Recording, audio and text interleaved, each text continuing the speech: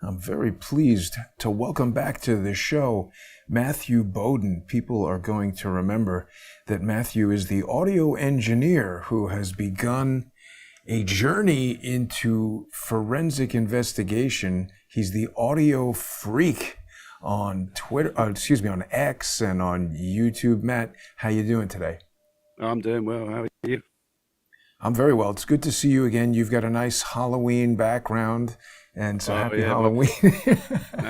How do you know if you're a pirate? You just Exactly. are. Yeah. There you go. I walked right into that. You did. But so, Matt, you and I have only met a little while ago, and it's been due to your excellent research. People should follow you on X, and also they can watch your great videos on YouTube that you've been doing. I've really enjoyed watching them, even when sometimes it feels a little bit over my head. But as I said, you are the audio freak like frequency. People can find you at audio 2 underscores. I made this mistake last time. We've got 2 underscores there, FREQ.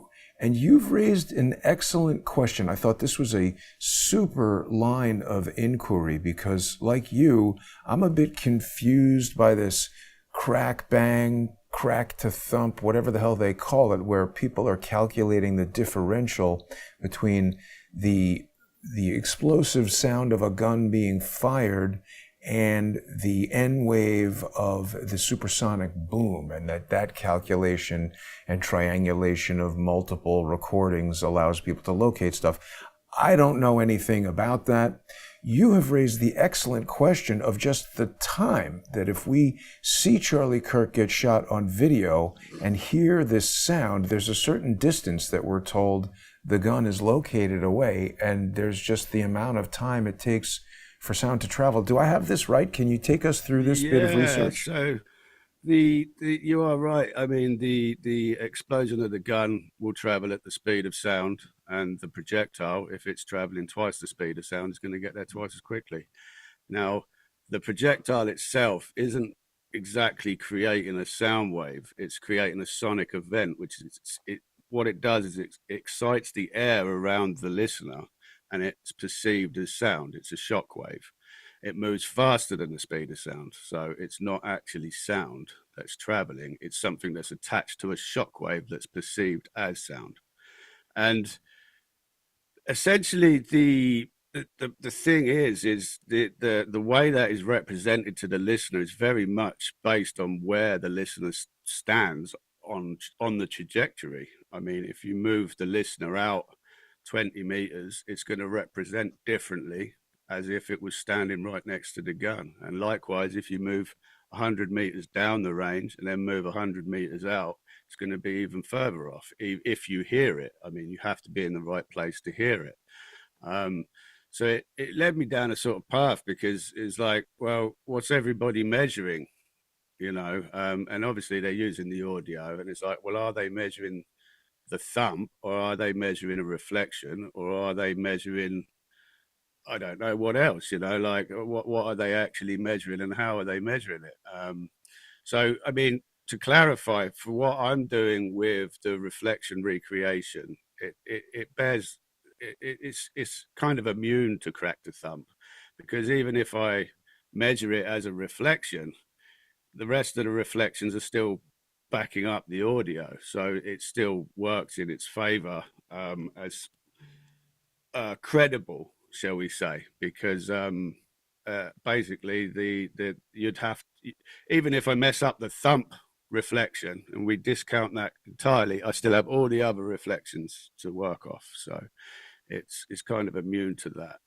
So my question was if the bullet was fired from 130 meters away, then there should be, if it was 900 meters a second, we assume on the bullet, then it should take 144 milliseconds for the bullet to arrive. And then 235 milliseconds later, we should hear the sound of the gun.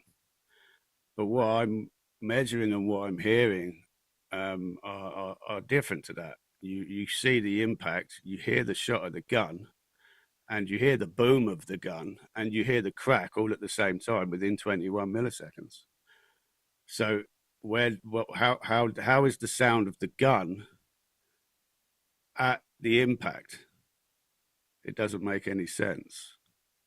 Well, and so how is this affected? Let me ask, because there's a lot of people I think who are going to be confused by this. Yeah, And so, sorry, I'll do my best. no, to no, no, no, explain. not because of what you're explaining, just because it's complicated. And Yeah, this, it is. Yeah, from the standpoint of someone who might seek to deceive people, this is all very good. It's complicated. We've got some experts like insisting, oh, this is the calculation, crack thump, it's math, you can't argue with it, stop arguing.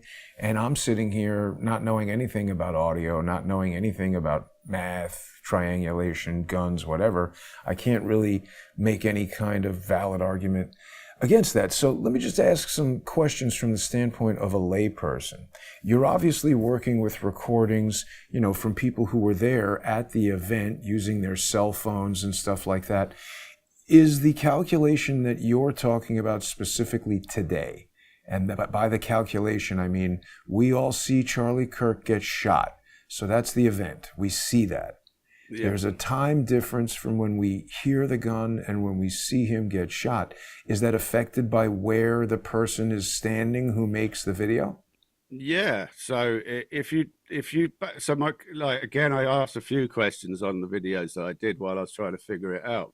But if you don't know where to stick the ruler, how could you measure it? Because the Mac cone produced off the bullet is obviously determined by the force of the bullet. We don't know what bullet was used.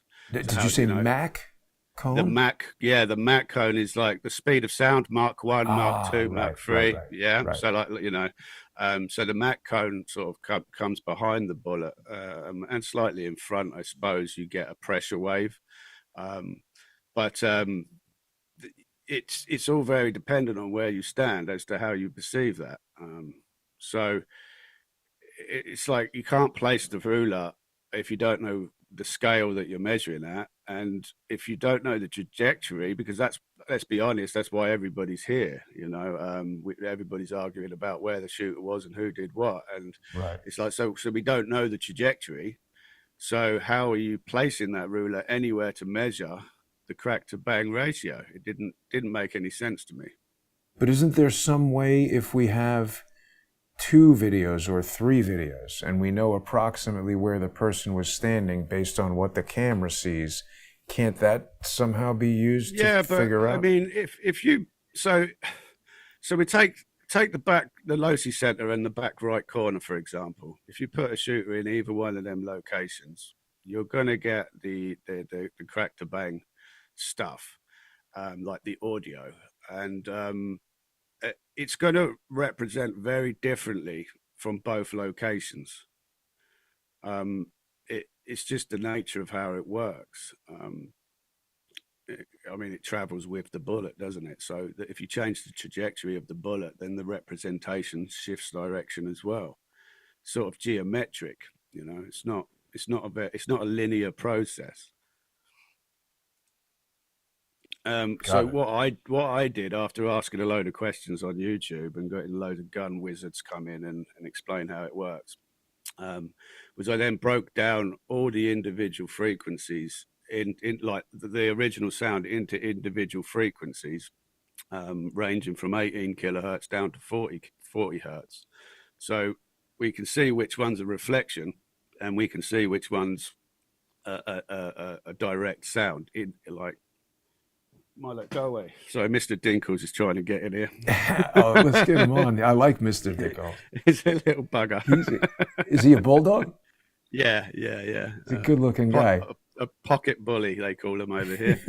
It's like an American bulldog, just half the size. But yeah, so I think if I can, I'll just share my screen. Sure. Share sound.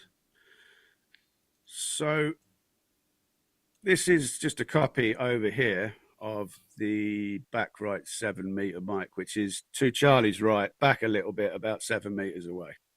And it's the stereo mic that we looked at. As one side was louder than the other the last time I was on. So what I've done is I went onto YouTube and I got this video of Crack to Bang actually. I'm in the wrong window there. Of Crack to Bang. So this guy, he's done. He's got his camera. I don't know if everybody can see that. See if I can make it a bit big. I don't know if it will.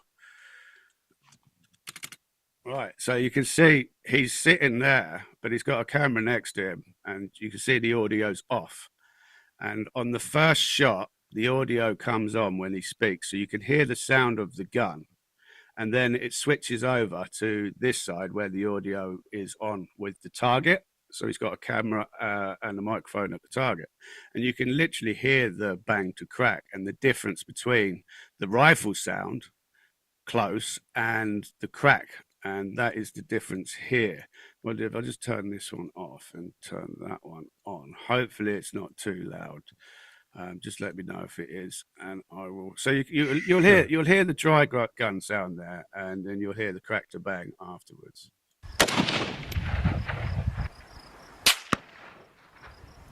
Oh, wow, it sounds a lot different.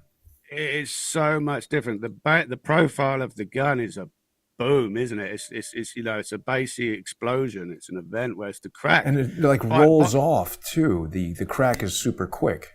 It's super quick. You can see it sort of fades out. That's the bullet traveling away in the waveform. You can see the point where the bullet hits the microphone and passes by. This is this part here, and this is it traveling off into the distance. These are the little reflections coming off the surroundings.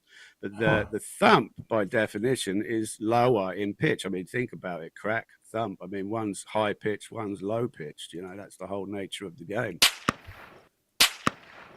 You see? So it's like a... But what I'm hearing here is... Wait, Matt.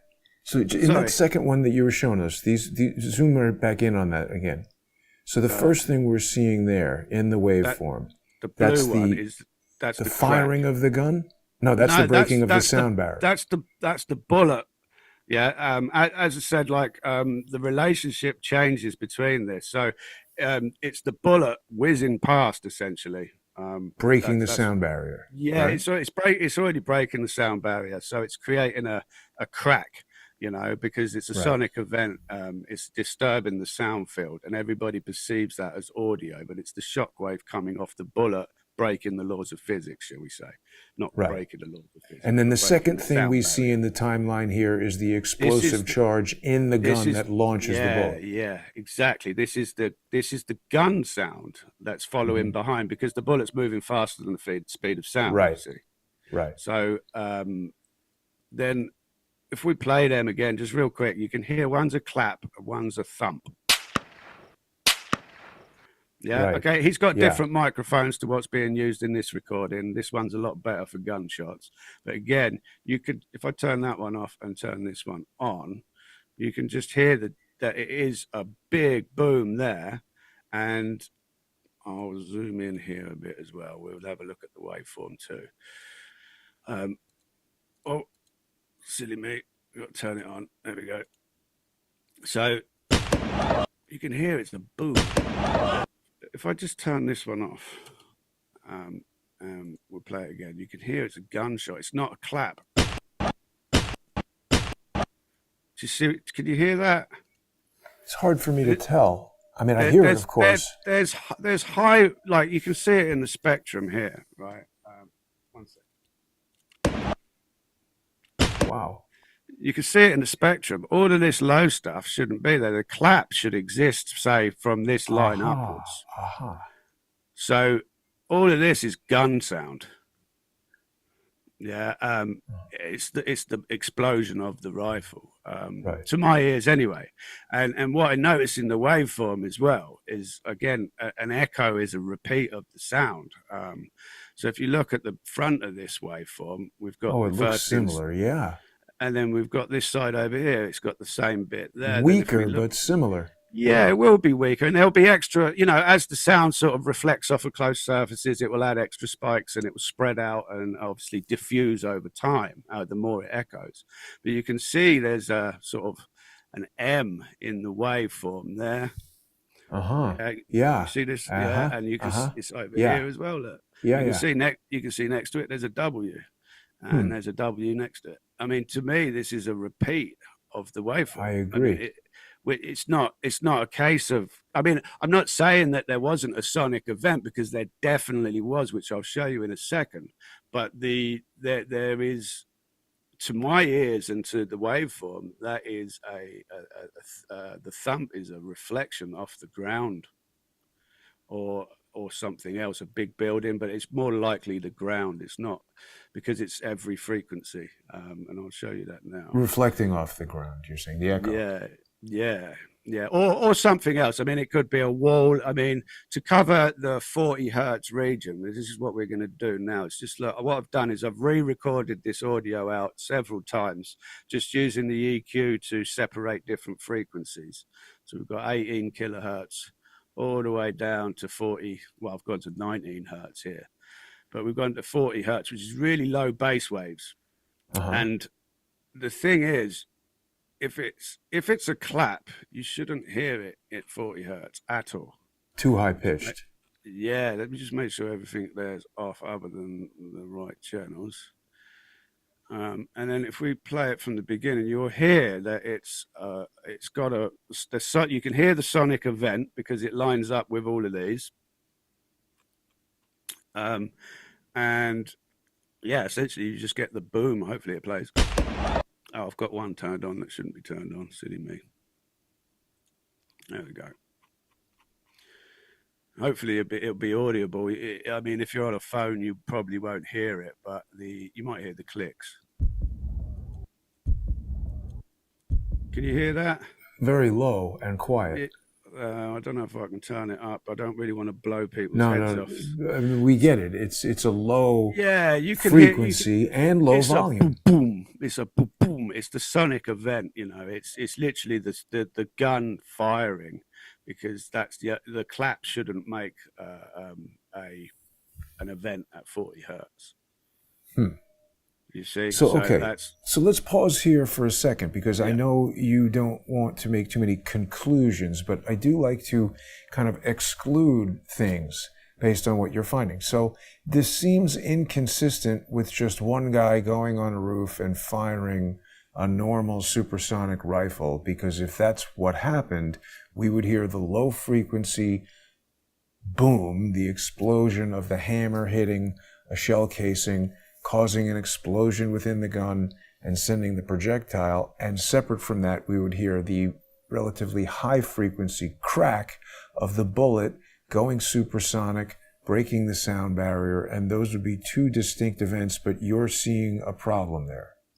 I am seeing a problem, but it's not so cut and dry, because obviously, as I said, it's geometrically aligned. It's not linear. So, you know, there definitely is a supersonic event happening. You know, it's going through every frequency. You can't fake that, you know, and ultimately the crack is happening as well. So if I turn on... Well, let me ask a better question. Are you able to determine anything from what you've found here about how far away from this particular recording the shooter would have been? I'd put him within 50 meters. I would have thought maybe 60 tops, you know. And so this recording that you're using, what sort of stuff is 50 meters away from the person making this recording? What I've done is I've gone to the higher frequencies here. You can see the thump still, so it's still there, right? So there is a crack that happens, but it happens at the same time as the gun, which means, and the impact, I will add, the impact happens at the same time as well. So without the impact being taken into the equation, you're sort of missing a third of the equation to be able to work out crack to bang. Okay. But there is a sonic event, because you can hear it in the highs. It is a clap, and but it's happening at the same time as the bullet, which means the gun is close. It's not taking 200 and whatever milliseconds, 35 milliseconds to get there. And just to also further clarify this, we should see, the first thing that we would notice is we basically, or does it happen simultaneously that you see Charlie get shot and hear the supersonic crack? Everything happens within the 21 milliseconds within that pink bit. Him getting so what does shot, that tell us? It says the gun's a lot closer than 130 meters, because the sound of the gun is there and it's not. So if we just look at this timeline that I put out down underneath, this is what it would be like. Yeah. So the shot would be fired. The impact would happen. You would hear a clap just before the impact because the bullet's passing where you're standing. Right. And or it will be on impact if you're standing right next to Charlie, for example. But the sound of the gun won't come till there. You won't hear the boom of the rifle until it hits after this he's yellow shot. marker. So why are we hearing it at the beginning? That's my question. We shouldn't. So it does suggest that whatever it is that hit him. Let me examine this through the lens of a theory that I've proposed based on evidence having nothing to do with sound. If some other gun that is suppressed such that nothing that the gun does is easily detected by microphones, let's say it's from the standpoint of a microphone, it's suppressed with a mitigator or a silencer, it's muffled sufficiently that the sensitivity of the microphones just basically don't hear it at all over the crowd noise or whatever. It doesn't go supersonic ever. Let's just, for the sake of recording, call it completely silent. If that is the gun that shot him and all these other events are happening, am I correct to presume that that fits in with the evidence that you've found here? Something else? It could do, yeah. I mean, like, I will say that if how do you put it? If you had a guy shooting from the Losi Center and you had a guy with, I don't know, a firecracker in the back corner, the reflections caused by that firecracker would come back to the microphone still, but they will be different geometrically to the ones that came from the Losi Center. Just to avoid confusing people, let's lay it out in the scenario that I'm talking about. Let's say we have someone in the tunnel or behind the tunnel shooting through it with a PCP air rifle, and I've seen some of those that when you put a mitigator on them, it literally just sounds like, James Bond firing a silencer, which is unrealistically quiet. It's like very quiet. So if we have somebody back there shooting Charlie and that's the shot that kills him from behind, and somebody else on the roof of some building just shooting a supersonic round overhead, off into the distance or down into the dirt where it hits nobody and doesn't get seen by any camera. That supersonic rifle is creating a sound from some distance that's being recorded with this traditional crack thump, but it doesn't match, with the timing of when Charlie is actually struck by a projectile. Oh, right, yeah. So, I mean, I think the problem there is the Mach code, because you do hear a clap, which means a supersonic projectile did fire that way. Now, whether it hit Charlie, I don't know. I mean, that's what I'm saying. That's exactly what I'm saying. I'm not a gun guy, so I just have. There was a supersonic round fired. I have never presumed or attempted to explain that there wasn't. My premise is we've got a distraction on the roof. We know we have a visual distraction on the roof. We're given videos of somebody running on the roof. The FBI releases a surveillance video of a guy jumping off of a roof. If there is deception and if it's coming from the FBI, they want us to look on the roof. That follows logically with the notion that we've got somebody, maybe on a different roof, firing a supersonic round. I'm saying completely separate from those two events, there's someone hiding in the tunnel with a silent subsonic PCP gun, and that shoots the kill shot at Charlie. That would explain why we see him get shot and then hear these supersonic events out of proper time. If I could get a recording from behind the tunnel, I could nail that theory down. But I don't have one. Ultimately, I couldn't obviously agree or disagree because I haven't measured it. But you would think if that was possible, then, well, it is possible. Of course it's possible. Anything's possible. But if you thought that did happen, then a lot more people would see it. But then that doesn't mean that it Would see didn't what? happen. Would see somebody doing something like that. But then at the same time, that doesn't mean that they would see somebody. So there's too many variables from my perspective, and my brain goes on overload because I don't know. All I can really do is measure the audio, provide what I've got as the measurements, and if there is a recording from behind that tunnel, that like from literally outside the back, somebody videoing out the back, and then the rifle goes off and we could get a copy of that, we could totally test that, because ultimately if you come from behind the tunnel, the sound isn't presented in the courtyard to defend your point there, because it is a valid one. So the sound wouldn't enter the courtyard. And if a distraction happens, sure, viable if you wanted to dress it up that way.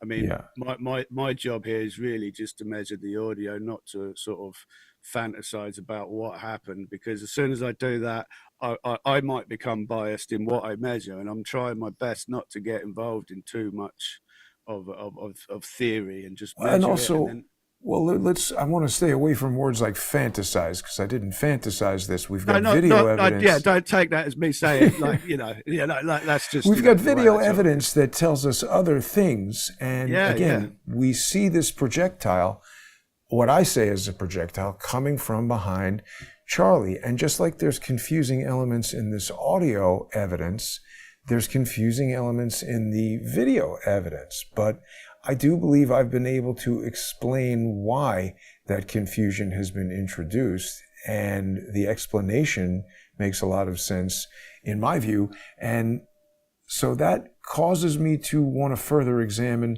the theory. So again, I don't know. I haven't seen a video of anybody recording from behind the tunnel, and it doesn't make too much. Really interesting. Doesn't make too much sense that there would be somebody back there, because obviously Charlie was what people were recording. It's unlikely that somebody's just walking around back there recording events. So sometimes when I'm trying to figure this out, we do want to fill in some blanks, and there's going to be logic to something that anybody does. If you're trying to go from New York to Utah, logically you get on a plane, you get on a train, you get in a car, somehow you're going there. So if you're trying to distract people to shoot Charlie from behind a tunnel, which is, what I'm talking about, there's certain things that you're going to do. Somebody would be back there, and if we presume that it is this, the PCP rifle I come to by looking at the virtually equidistant spacing of these images of the projectile. And again, when there's no way to go to one of your countrymen, when we eliminate all of the improbable things or the impossible things, whatever remains, no matter how improbable, it's got to be the answer. So I realize it's improbable for some people to conceive of this notion of Dolby Vision, HDR, and these other things that I've been talking about having the kind of effects on the video that I say that they have had. But it's just, that is science. That's how the software works. So absent any other better explanation, I'm sticking with that explanation, and it makes quite a lot of sense to me. There's nothing wrong with it. I think everybody's explanation is just as strong as everybody else's. I mean, I disagree with that, though, Matt. There's more evidence. I mean, again, I could point out obviously audio evidence. You're a video guy, you can do video evidence. I think it's when they all come together at the end is when we can sort of settle on something, because at the moment it's just a little bit too wild, isn't it? Not necessarily all come together. I think certain evidence eliminates other evidence. For instance, some people have said this is a bug. And what I'm saying is, no, that doesn't match the behavior of other bugs in this same video. These 3 dots are in essentially a straight line going right towards the back of his head. The next instant, there's something coming out the front of his neck. That's consistent with a bullet flying through the back of his head. Something deflecting off of his bones downward 19 degrees is consistent with how bullets act. These things are equidistant, spaced apart. If they were photographed 1/240th of a second apart, they're traveling approximately 2 to 3 feet, which is equal to approximately 500 feet per second, which is equal to the muzzle velocity of a 50 caliber PC. The necklace, and break it in front, causing that pendant to go flying either up into the shirt and the chain to fly backward. All of that seems consistent with physics. So in my view, that eliminates the hypothesis that this is a bug. We also see lots of other images of bugs flying around in this video. No other instance shows them equidistant across frames, flying in a straight line like that. Bugs are biological creatures that just fly around in all kinds of ways. And then when we go to a different video from the other side, we see this kind of shock wave at the back of Charlie's head. I don't know if you've seen that bit of video. Let me see if we can show that without getting a, I don't want to get a violent content. I think I might have seen it, yeah. I mean, because I'm trying not to let anything sort of, I'm not even watching many videos on it at the moment, because I'm just trying to be as clean and honest as I can about what the audio does. And I think you've given me a bit of direction there, actually. What would be a really good thing to do would be for me to test each location. I think we have 4 proposed locations: the tunnel, the Losi Center, the left building on the right, on the left of Charlie, sorry, the left building, the big white one on the left. I don't know what it's called, the zone. And then you've got the back right corner as well. So if I measure the reflections, they'll either fit in one place or another place, or they won't. And that will be pretty spot on to the physics of how the audio traveled. Right. See, and to be clear, the PCP gun that I'm talking about is not going to have remotely the same characteristics of a traditional rifle, because there's no explosive charge in the gun. Yeah. It's compressed air. And the sound that it makes, it can be very, very close to silence, certainly for the sake of what we're talking about here. And that's another reason, again, I go to logic now. We've got video evidence, we've got audio evidence, and then we've got the logic of what a criminal mind would come up with in planning this crime. Because people might say, well, why would you even use a PCP? It's interesting, Matt, because, I'm not a gun enthusiast either. I haven't owned guns. I've only shot them a very limited number of times. I didn't know anything about PCP rifles before this whole Charlie Kirk incident. Never even heard of them. Yeah. Right. And what I'm discovering is that people who are gun enthusiasts initially were like, air rifle, that's ridiculous, because they think I'm talking about a children's toy, like a Daisy BB gun that you pump up with your hand. That's not it at all. In fact, one guy who's a former Navy, what is it, NCIS, Navy Criminal Investigative Services, who's a military guy who is also in law enforcement, he said after I did his show, he went and looked into it, and he was shocked to learn that over the last 20 years, these pre-charged pneumatic rifles have become extremely sophisticated. They're used in big game hunting, and he said that he now agrees that it's possible. So here, I can step through frame by frame. This is a totally different video. Doesn't show the projectiles, doesn't have anything to do with my, 120 hertz analysis. But from this angle, the first thing we see is what I think is an air pressure event. Something I think has just hit the back of Charlie's head right about here. And, there's air pressure. When you go up in an airplane, the air pressure changes. When you go, driving in a car, you feel the air moving around you. So there's air resting around Charlie while he's sitting there. Something comes 500 feet per second, hits this little pocket at the small of his neck here, and it pushes air outward. I think, haven't proven this yet, but I think it's pushing air under his shirt in this very small, localized area. This is a very lightweight, thin fabric shirt. And look at his hair. Look at this ripple at the back of his head. I don't understand how this ripple would be caused if he's shot somewhere in the front of the neck. This ripple is something's just hit him in the back of the head, and just like slapping your hand on a pond, waves ripple outward. And look, here we are 1/60th of a second later. This wave on the skin at the back of his head is starting to move differently. 1/60th of a second after that, now it's completely done. That wave is done. This thing is out the front of his neck. We can see that this allegedly exploding microphone is still attached to his shirt, so I don't think it's exploded. This chain, let me step back a second. Let's watch what the chain is doing, because this also, I think, tells a tale. Here, he's still alive. Nothing has hit him yet. And in the next 1/60th of a second, now he's been hit. And in this 1/60th of a second, the bullet is through his neck. 1/60th of a second in bullet time is a lot of time. Fabric and air and skin and fluids inside your body react a lot more slowly than a bullet. The bullet is already through his neck. It's agitating the necklace. See, the necklace is already blurred because it's been hit, I allege. And just like if somebody walked up in front of you and I was standing face to face and put my finger on your necklace and started pulling it towards me until it snapped, and the necklace snapped in front where my finger was, the energy would cause the necklace to flip backwards off of your neck. That appears to be what's happening. The bullet has hit the necklace in the front.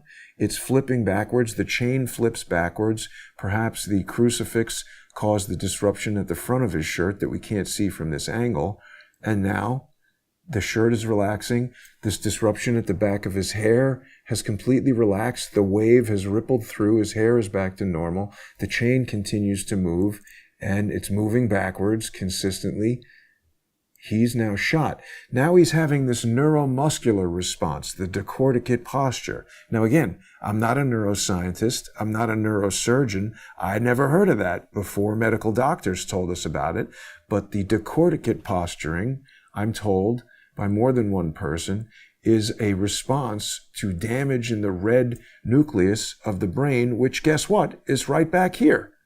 So I see a lot of evidence that's consistent with him being shot from behind. And then when I saw you talking about this inconsistency with the timing of the sounds associated with a supersonic rifle, let's call it that, inconsistency with the timing of the normal sounds, that is consistent with something else unrelated to the supersonic rifle shooting and killing him.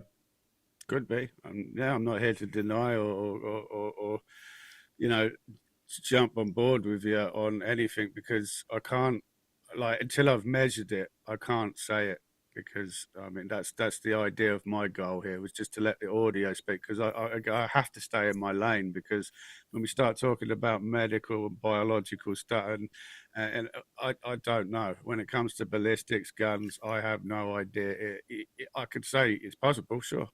Well, and of course, I'm not asking. I have no idea, because one, I've never even fired a gun or really heard. I'm not asking you to contest or refute the medical evidence. Okay. What I might suggest to you, just as a person observing the event, when multiple doctors say that's decorticate posture, I haven't heard doctors come forward and say it's not decorticate posture. I haven't seen all that arguing. What I did see in the realm of gun experts, which also I put into my calculation, in the beginning, we saw that frontal shot where we see the hole in Charlie's neck, and people were saying that's not a 30-06. Now, I couldn't come to that conclusion on my own, because I've never fired a 30-06. But what happened was I started hearing lots of people say that's not from a 30-06. Then I saw hunting YouTube channels and gun experts demonstrating the firing of a 30-06 on a pork leg and various other things. And then I could observe, okay, that's consistent with what these experts are saying. That's not what a 30-06 would do. 30-06 would explode his neck. Then we heard other people say, well, maybe it's a 2.26. Other people said, no, too much kinetic energy from that type of round. This is an exit wound. This is an entry wound. And what I derived from that was all these experts arguing about what we see at the front of his neck make me think it's something that lots and lots of experts don't have a lot of experience observing. And that, again, takes me back to the novel concept of an exit wound from a low muzzle velocity low kinetic energy round like this PCP round. So, I mean, again, I'm not asking you, Matt, to weigh in or go outside of your lane on anything. I'm just talking about my process when I absorb. Like when you give us your audio input, I take your input and I put it into my calculation. Now, if some other audio expert came forward and said, here is what Matthew Bowden said, and here's why it's incorrect, you, I think, if this person had a good point, would say, you know what, that's a good point that I hadn't thought of, and I would do the same. So I'm sort of taking everybody's evidence and thoughts and conclusions, comparing it to what I do know about and my own logical thoughts about, does this make sense, does this not make sense? Christopher Martenson, for instance, puts himself out there as an expert, but he says a lot of things that are inconsistent and don't make sense. He's the one who first brought to my attention this decorticate posturing, and he even said he can't explain it. When I contacted him in good faith to talk to him about this theory that Charlie had been hit from behind, my initial thought was that it was going to answer some of the questions he had in his own video that he couldn't answer, and he immediately went into an attack mode on me, which goes to a whole other area of research, which is the social engineers who exist in corporate news, social media. There are people who are trying to misdirect us in this investigation, and that goes right back to, where are these gunshots coming from? Certainly Kash Patel isn't being very forthcoming. Yeah, I think that's what sort of triggered me onto this path. It was like, well, if I could contribute anything to help, then I should. And for the sake of just measuring the audio, I can build a pretty solid picture of how it reflected around, because I've got Google Earth. I can measure the distances, I can place surfaces, I can use what I'm doing with this frequency stuff that I'm doing here is I can actually place the size of the surface that the echo came from by the frequency of the echo, because a small surface can't reflect a 4.5 meter base wave, for example. So you have, it's very dependent on frequency. So yeah, that's good. That's what I think. You've given me a little direction there to actually, what I should do is place an alleged shooter location on each of the 4 points that have been suggested, and then test the echoes to see which one fits. I think that would be the most logical next step in my endeavor. Using the frequency, and I will measure the frequency to surface ratio to be able to ensure that frequency content could come from that surface. I think that would be a really good way forward to take the audio now, because you are right. There's lots of frequency. Sorry, there's lots of theory out there, and there's lots of different evidence in lots of different realms. And I think the point at which they all cross over will be the most likely case. Yeah. Well, right. I agree with that. I mean, that is essentially the point of any kind of crowdsource effort, is that you know things, other people know things, we put those all together. And again, I mean, a lot of people who are maybe new to this concept of crowdsourcing doesn't necessarily mean that every single idea is worth considering. Certain things just don't make any sense. And we see a lot of that. There's also, like I said, with social engineering, there's a lot of opportunity for people to inject ideas that don't make sense. A lot of people have seen my crowdsource investigation effort where I've been offering this evidence bounty. And first of all, people misunderstood it to some extent. They thought it was just, give me evidence and I'll give you money. That wasn't it at all. I put this out because I was so confident in this thesis that Charlie Kirk was shot from behind, based on the limited evidence that we had when I started this October 4th, that I offered $1,000 of my own money to anyone who could present stronger evidence and a contradictory thesis that made this impossible to be correct. Because again, it's a thesis. That's different than me saying I've proven this. This is a thesis that I am defending, and so far nobody has been able to explain what these 3 dots could be. These got imaged by an iPhone. They were recorded there. Somebody said it was a bleed frame. Somebody said it was an insect. None of that makes any scientific sense. I've broken this down, and incidentally, other people were equally confident in the thesis that they've now contributed to this bounty. It's still available for people to either put more money into using their credit card or cryptocurrency. And until November 4th, competing theses, counter theses, can still vie to claim this bounty. But so far, no one has been able to do it. I've had a lot of people come forward with stupid ideas that make no sense, that don't contradict this, and don't give us any better information.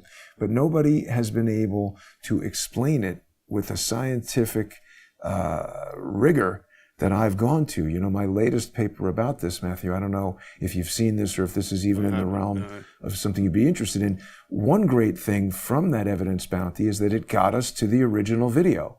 And I was slightly incorrect. It wasn't recorded at 240 frames per second, but it was recorded in another 240 hertz mode of the iPhone. That was the Dolby Vision HDR mode. And when we look at what Apple has said in technical documents and marketing presentations about how Dolby Vision HDR works, and when we look at the Dolby patent that explains in detail how radiance maps work, how HDR video works, this actually strengthened my thesis as to how those three images got there and why they were imaged in 1/240th of a second, and how this layer of information is encoded along with a standard dynamic range MPEG stream, and how it prioritizes the brightness, the contrast, the radiometric values are prioritized over the temporal occurrence. This all scientifically explains how those images could have been photographed and encoded into a video, potentially out of sequence. Now, again, I'm not saying this proves it. I would take this evidence into court as an expert witness and attempt to convince a court that this proves it. But in terms of the court of public opinion, me and the people who have put their money where their mouths are in that evidence bounty, we agree that this proves it. And I certainly invite any expert in any field to come and disprove that. So again, Matt, I appreciate what you're doing. I love what you're doing. In fact, the evidence that you've brought forward doesn't particularly play into this thesis, but I'm very interested every time you put out a new video that doesn't make this impossible. Yeah, and that's it. I mean, I'm not trying to take sides. I'm just measuring and providing what it says. And if it goes to the Locy Center at the end of it, then it goes to the Locy Center. I don't think it's going to, by what I've measured so far, but I'm happy for it to go anywhere. I mean, I'm not emotionally involved as such. You know, it's a terrible incident, of course, and all of that, but for me, the answer is just what does the audio say? And then once we've got that, then everything will have to fit inside that cage, because the laws of physics are ever evident, aren't they? You know, so. Yeah, and it's another thing I really enjoy about your approach is that you are very clinical about it. Oh, I hope so. I mean, you know, hopefully I'm doing a good enough job anyway. I mean, I'm very new to all of this. Even this interview, I'm nervous as hell doing these things. I'm not used Shouldn't to it. be. Should not be. The another one thing I would like to point out about the gun sound itself, the initial boom. Yes. Is if I can just can you show my screen? Yes. Is if we look at this audio file here at 100 hertz, this is how I know it's not a crack. Well, it's got a crack in the high frequencies, but this is how I know it's a gun sound, is because if you look at the audio file itself, it's broken. You see that? What does that tell us? That tells us that the impact on the microphone was too great for the microphone to couldn't be recorded, too low frequency. Wow. And if I go to this down, this is 19 hertz. This is ridiculously low. But look at that on the other side. Isn't a microphone typically like 20 hertz to 20 we have megahertz these or days, something? 20 hertz usually. I mean, it depends on the mic, as you'll hear through all the different recordings that some mics like receive the bass really well and some don't. Some are better for vocal, you know. So it is just what it is. But they also carry something called 32-bit float, which Right. is which essentially means you can have a massive peak on there and it won't do this. And But the ultimately, phones don't record in 32-bit float. They're mostly no, it depends. I 16-bit, mean, maybe 48 some of the newer kilohertz. models might include it just to keep audio clarity. But like if we're breaking the waveform on the recording in, then it's a very loud event. And if it's in the low frequencies down here, that's not a clap. Mm-hmm. That's You not know, the supersonic sound yeah, barrier getting this broken. one's on. That's This one's See, yeah. this is This one's so important, Matt, because this is, again, it goes to the type of thing that I'm talking about, the limitations of the technology. The layperson sees a video or hears a sound, and they don't keep in mind that this is not the actual event. This is a recording of an event that is seen through the limitations of the device that's recording it, right? Yeah, and every device is different. I mean, I used the frequency analysis to analyze which one was a reflection and which one was the alleged thump. So this is what I actually came out with as the measurements of crack to thump, and you can see why it can't be used in court. There wasn't, this is way too wide, this is way too short, and this one goes absolutely nowhere. So wait a minute. What do you mean? What does this show us? This is the crack to thump that I measured using the thump. And I broke down the thump into frequency bands. So I know which one's the thump and which one's a reflection. I can separate the two just with frequency. So I've used the thump and I've measured crack to thump. So the yellow circle is the Bartholomew footage where he's standing in the middle there. Right. Right. The green one is the front right 45 meter mic, which is just my filing system, I'm afraid. But the guy standing over here. Mm-hmm. And this big old one here, I believe, is the one standing down there by that bush. So you can see that it's unreliable as far as measurements go, because you don't know where to stick the ruler. Now, why is that? I'm confused by what you're telling us here. Well, it's because the relationship of the crack to thump changes with the location of the shooter and the trajectory of the bullet and the force behind the mat cone. But I thought that's what makes the whole calculation work, isn't it? But that's what's broken it, because you can only make that calculation work if you know the power, the force behind the bullet. So you'd need to know what bullet type and how much powder was loaded in and how long the barrel was to be able to create the force behind the bullet. And you'd also need to know exactly the trajectory, because if it comes from over here and travels this way, then it's going to be a much different representation as if it come from here, or back here. You see? But what about, Matthew, it's what just about a crack to bang. It just doesn't work in this instance. It doesn't work in this instance. Okay. Yeah, because there's this company, I'm sure you've heard of this in your research, but there's this company called Sound Thinking, which has created this system called ShotSpotter, which is like they sell it to the cops and they put it in various cities. Now, the thing that's different about this than... I've not seen that, but that is TDOA, I believe. That is exactly the technique I am applying to the reflections and to the phone to be able to measure directions and stuff. Well, the thing that's different about this is that what they do is, let's say you're the NYPD or the London police or whatever. They come and they say, okay, we're going to put microphones that we know everything about, exactly like on this street corner, on this street corner, on this street corner. They know the frequency response and the kind of whatever technical thing about the microphone and its exact location. And then from that, they can tell what kind of gun it is and where. Yep.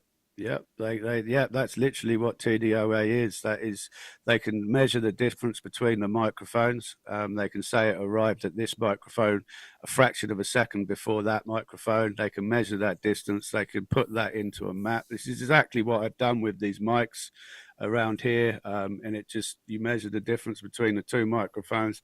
You can calculate it against the bearing of north and go 360 degrees, and you can literally point which direction it came from pretty accurately as well. It's not, it might only be a tiny little measurement, but it's still a measurement, and it's pretty accurate. That's why they're using these systems nowadays, especially for gun violence, because you can prove so much with that little bit of information. I've just sort of turned it on its head and faced it back at them. But the part that I don't understand is because Mike Adams and John Cullen and various other people have said that they can essentially do the same exact thing as ShotSpotter using people's cell phones, where they determine where the people are standing by looking at their videos. Like the top right circle you've got right here, I think is coming from that Dolby Vision video that has the 3 projectiles. You've got Adam Bartholomew's video, and then you've got another video, I think, that I sent you, or I know the video that you're talking about. I've got so many videos now. But so we know approximately where these phones are. I think I'm still failing to understand why this can't work like ShotSpotter. Because the crack to bang isn't what ShotSpotter's doing. ShotSpotter is measuring the time difference of arrival between microphones. Crack to bang is measuring how long the bang takes to arrive after the bullet passes. But unless you know where the bullet is traveling, how can you measure? And that's why the crack to bang can't work in this instance, because you've got nowhere to put the ruler, because nobody can decide where the shooter was. But can't you just use multiple phones to do the same thing ShotSpotter is doing? You can, but then how far away is the microphone from the line of trajectory? Because that will also affect it. You see, and that's the question. That's the problem that we have. How big is the Mac cone? We don't know. We know there is a Mac cone, but we don't know how big. We don't know what force was behind the bullet, so we can't figure out how big the Mac cone was at this time. We can make educated measurements towards that, but that's ballistics and thermodynamics. That's above my pay grade, you know. So, you know, leave that to the people that know that stuff. But like, as far as audio is concerned, you can't use crack to bang. I don't know the ballistic side of it, but I know sonic and I know hypersonic, supersonic. I know the relationship and how it changes over distance. And it doesn't matter whether it's a bullet. The sound source is irrelevant. The supersonic event changes with your position. How you perceive it, you know. One last thing I want to ask you about before we wrap up today.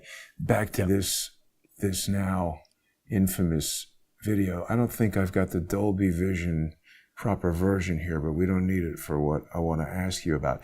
This is some version of this video that showed up where see, there's one insect flying. We see it, or something flying by. It's not moving in the same way as the bullet towards the back of Charlie's head. It doesn't look the same. There's lots of things flying around this frame.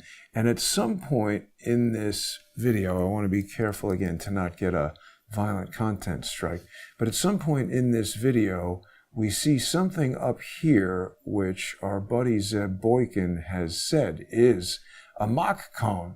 But the problem is it happens 12 video frames after or before. I think I can explain that, actually. What is that? From an audio perspective, nothing to do with ballistics. But it is to do with ballistics. But what happens when a bullet goes transonic is the sound field behind, because it's ripping through the sound field. So what happens is you have a high pressure event at the front and a low pressure event at the back of the projectile. And what happens is when that bullet goes transonic and switches out of from supersonic to subsonic, there's a very violent sort of crossover between Mach 1.2 and 0.8. And what happens is when that crosses through that, the sound wave behind the bullet collapses in on itself and creates a vapor sort of puff. It's like, you know, if you have a wet tea towel and you whip it in the air and it leaves that little puff of vapor in the air. Yeah. It's very much like that. And it's the sound field collapsing. And what happens is it forces all the water molecules in the air to sort of join together and create a puff. By the time you see that vapor cloud, that little puff, the bullet is already well on its way. It's well past that point. And that puff will stick around for, I don't know, 30 milliseconds, 50 milliseconds. You know, it will stay there for a second. That's why it's not moving. That's why it's not doing. That's my take on it from an audio perspective, is the sound barrier, the sound field is collapsing on itself behind the bullet after. But isn't that also such a rapid event? 12 video frames is like half a second. Yeah, but it's like if you have cracked the wet tea towel again, the the tea towel's already gone, but the puff of vapor is still in the air. It's going to hang there for a little bit before it dissipates, and I think that's what we're seeing there. I think it's a bullet going transonic. If it was fired accidentally meant to be subsonic, and then the heat of the crowd, then you've got the moisture of the grass and the reflection of the heat of the concrete, things like that will change the atmospherics from point A to point B.